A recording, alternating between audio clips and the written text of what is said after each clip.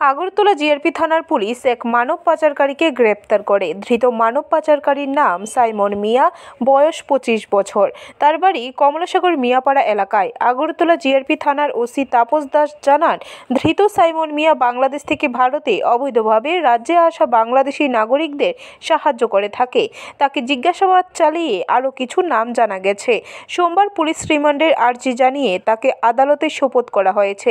পাশাপাশি তিনি জানান, রবিবার আগরতলা রেল স্টেশন থেকে 17 কেজি 500 গ্রাম গাঁজা উদ্ধার করা হয়।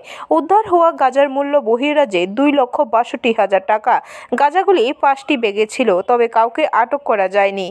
গত মধ্যরাত্রে আমরা একটা অপারেশন করি। আমরা আগরতলা জিআরপি এবং কমলাসাগর বিউপি বিএসএফ এবং যে লোকাল পিএস আছে মধুপুর থানা, তো আমরা একজন মানব পাচারকারের সঙ্গে যুক্ত একজনকে অ্যারেস্ট করি। ওনার নাম হলো সাইমন মিয়া, বাড়ি কমলাসাগর মিয়াপাড়া, মধুপুর থানার অন্তর্গত। অ্যাকচুয়ালি উনি ফেন্সিংয়ের দুই দিকে ওনার বাড়ি আছে। তো অ্যাকচুয়ালি ওই সুযোগে উনি যে বাংলাদেশ থেকে যে নাগরিকগণ অবৈধভাবে আসে ওই দিক থেকে উনি হেল্প করে এবং আগরতলা রেল স্টেশনে পৌঁছায় এবং যারা বিভিন্ন স্টেটে যাওয়ার চেষ্টা করে।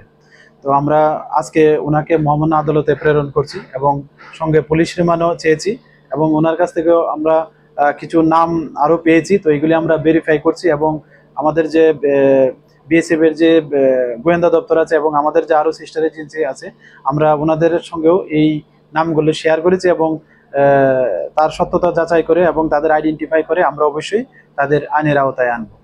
ব্যুরো রিপোর্ট, খবর ত্রিপুরা।